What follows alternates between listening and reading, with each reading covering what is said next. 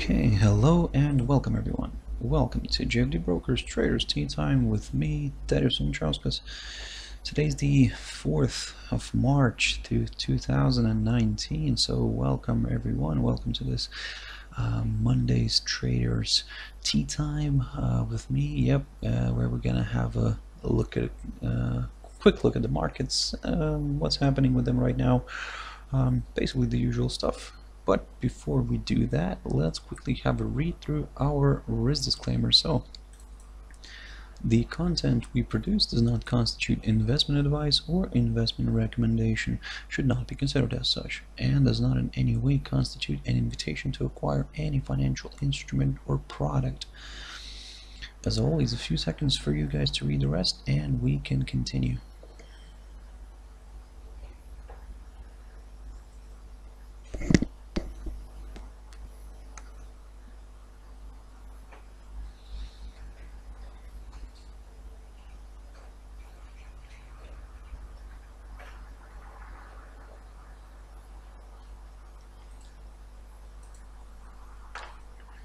Right, okay, now then, let's quickly jump into the charts.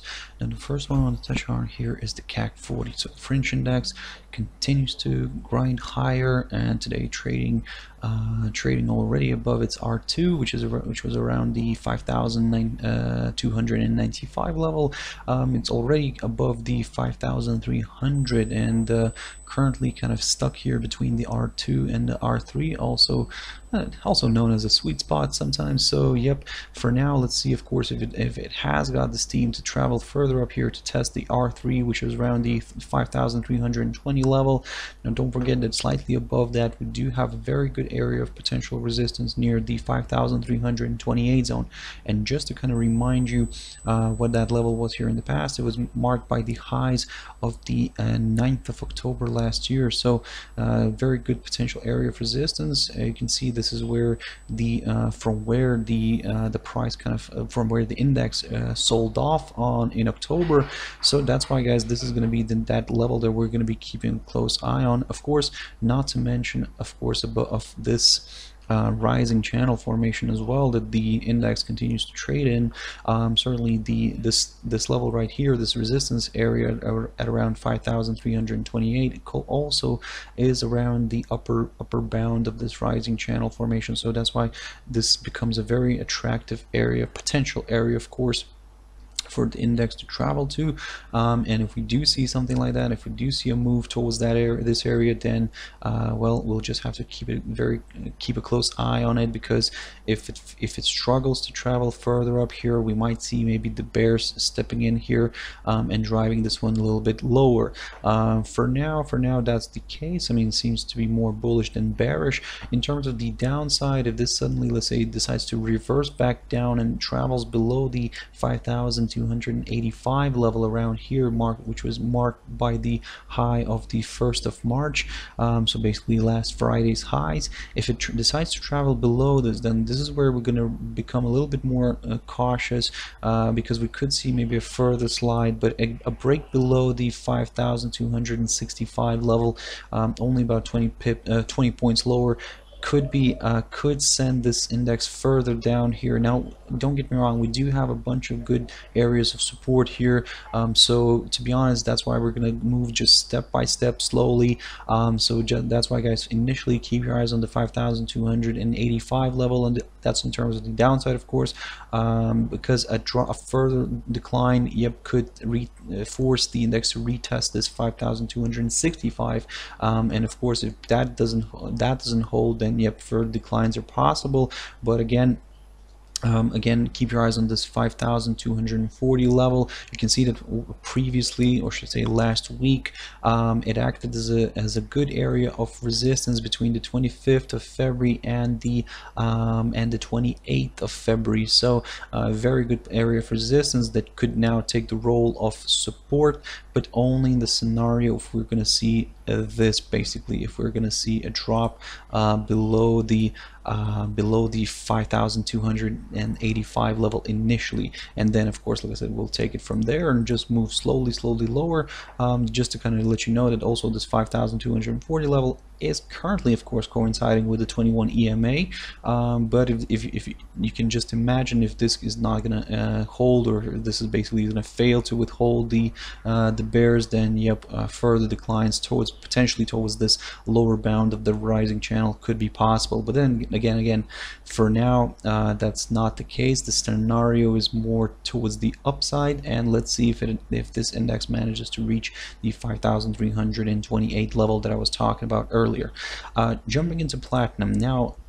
This one I was covering a few times last week, and I was basically telling you guys to keep a close eye on this little downside resistance line, or actually it would be wrong to call it little.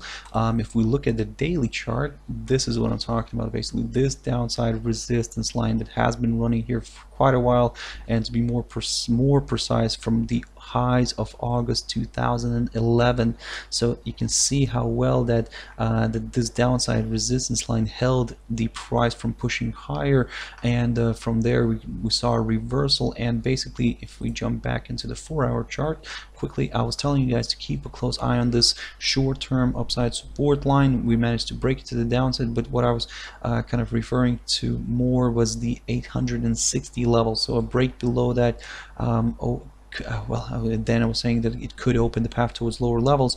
Now you can, of course, you can see this is what happened. We had a nice strong sell-off where the commodity managed to reach its 100 EMA here, shown as the green line on the 4-hour chart, and that was approximately around the 835 level. Now the area that I had on my radar, and I still have it on my radar, is the 831, which kind of marks nicely these highs here back on the 20th of February, and also the 1st of February and the 7th of January. So this 831 area, approximately around there, could be that little area which could potentially hold the slide here. And if it fails to drop below the 831 level, now this is where we could potentially see maybe some bulls jumping in here and taking advantage of the lower price, and if so, then we could see this one maybe traveling all the way back here towards this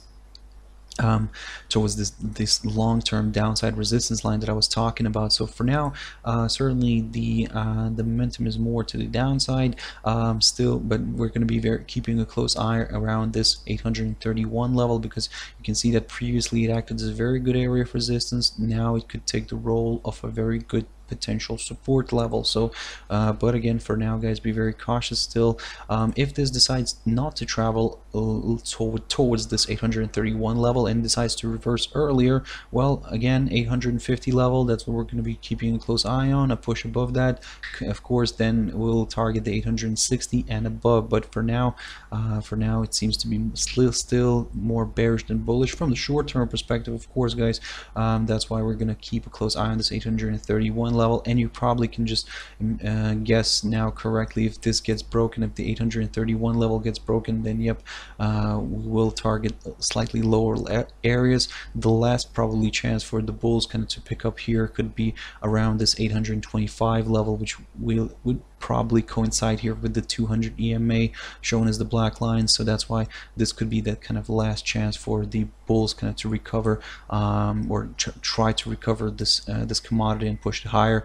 But if that fails, then yep, further declines could be possible towards this little tentative upside support line that has been running here from the lows of August last year. So we can see that yes, we did have a break below it in around mid-February, but you can see that the commodity never kind of traveled below the 780 level, so or should I say never closed below the 780 zone. So but again, guys, for now this is what we're keeping a close eye on. The 831 level is the first one that we're going to be monitoring, and then we'll just take it from there.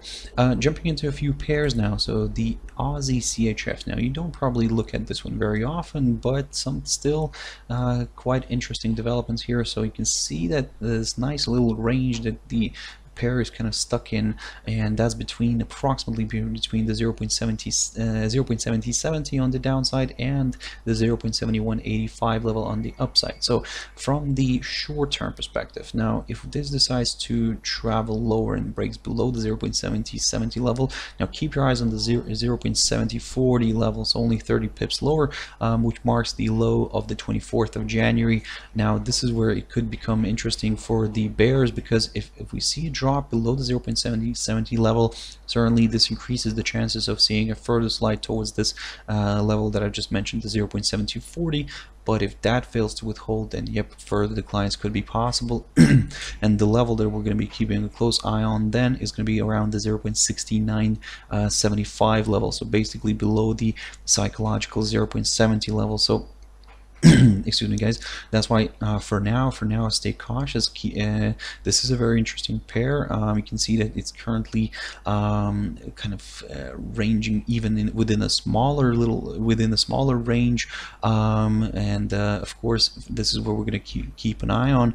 And if we see a push above the 0.7110 level, now this of course could increase the chances of seeing maybe a further move higher.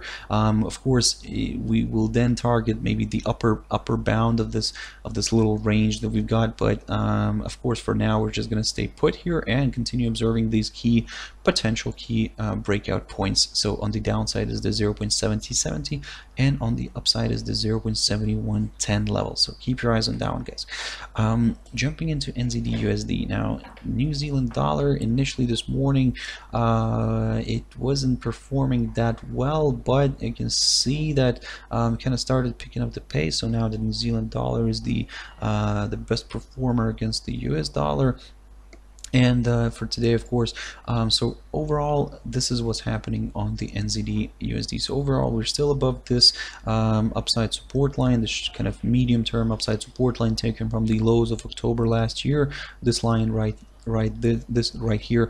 And of course from the very slightly shorter term perspective, it still remains above this short-term upside support line, which is running from the lows of the 2nd of January. Now then, of course, for now, we will remain targeting higher areas, even though we did see the slide here from the middle of last week. Still, as long as it remains trading above this upside support line, yep, we will continue targeting higher levels. But if this suddenly drops below this upside support line, and to be honest, for a better confirmation of further declines in the short run, we would like to see a drop below the 0.6775 level, and only then we will target lower areas, like for example the 0.6745 or even the 0.6725. So basically, long story short, guys, on the downside, this is what we're keeping a close eye on. We need initially to see a break below this short-term upside support line, and then a confirmation break below the 0.6775, and only then we will target these slightly lower areas. On the upside, well, if we see a slide lower here, but actually you see the pair failing to break below, or even actually it's failing to close below this upside support line. Now this is where it could become interesting for the bulls, but for a better confirmation you could in a way wait until we see a push above this little level right here. Let me just quickly mark that on our chart. And that's approximately around the 0.6830 level. Now a nice good push above the 0.6830 could potentially open the door towards slightly higher levels, maybe even actually going back towards these the highs of last week, which were around the 0.69 zone. So but for now we're just going to continue observing this pair. We will remain somewhat bullish until, as long as of course we remain above this upside support line, but if this suddenly starts breaking and we see a drop below the 0.6775, then this is where we will shift our heads more to the south, at least from the short-term perspective. Jumping into another pair, USDJPY, slightly annoying. We had a nice push last week to the upside, managed to break some key resistance levels, but it kind of never reached this area here around the 112.20 zone, which marks the lows here. You can see how well this played, how well this level played back here in December, in the beginning of December, where it acted as a good area of support in the first half of December, but then it got, of course, got broken to the downside. So that's why we're still keeping a close eye on this level here on the 112.20. This could be that potential good area of resistance. So if, of course, we see this pair traveling higher but breaking this level, now of course this is where we will aim for the next potential area of resistance around the 112.65, marked near the highs of the 19th of December. So this is going to be our next potential target, but only if we see a push above the 112.20 zone. So keep your eyes on this one. On the downside, even if this decides to travel lower, still the last chance for the bulls probably to pick up here would be around the 111.45 zone. And just to kind of show you what that level was here in the past, it acted as a very good area of resistance back here on the around between the 21st of December and the 26th of December. So this time it could take the role of being a nice area of support. But if this decides, if the bear pressure is still strong at that point, and we see this one traveling further down, still for us, for a better confirmation of the downside, we would like to see a drop below the 111.20, and only then we will target this, potentially this this upside support line, which is running from the lows of the 3rd of January. So this could be that nice potential area for a test, but only if we see a drop below the 111.20. So keep your eyes on this one. For now, judging from this picture, it is a bit difficult to say where exactly it's going to go. On one hand, it is slightly overextended here on the 4-hour chart.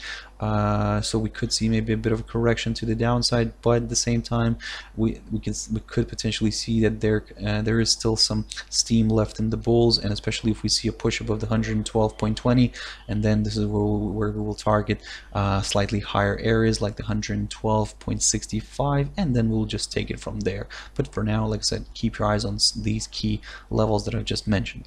And the last pair I wanted to quickly touch on, I'm not going to spend too much time on it. I was talking about this one this morning in my Trader's Espresso. Basically, I was telling you guys to keep a close eye on this 1.1350 level.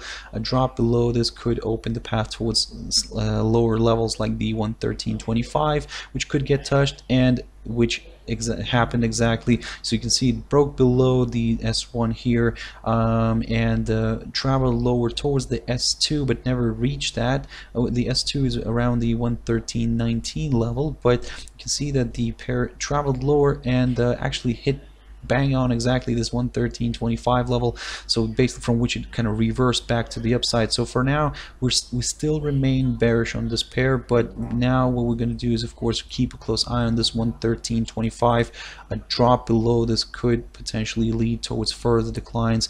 Of course, initially we will target the 113 level, but just slightly below that sits a nice good potential area of support as well, around the 112.90. So for now, guys, be very cautious with this one. Yep, it is traveling lower. The euro is the worst performer against the US dollar today. So for now, of course, and like I said, if we see a drop below the 113.25, well, like I said, brace yourselves. We could see further declines here, going maybe towards the 113 or the 112.90, and then we'll just take it from there if we see the pair testing these levels. On the upside, if this suddenly reverses back to the upside and breaks above the 113.50, this is going to put us still in the neutral territory, because for us, let's say, we would like to see a nice good push above the 114 level first before we start considering higher levels. But again, for even a better confirmation, this is what we're keeping a close eye on, this downside resistance line taken from the highs of the 10th of January, and a nice good push above that could open the door towards higher levels. And of course, this is where we will start aiming for the psychological 115 level.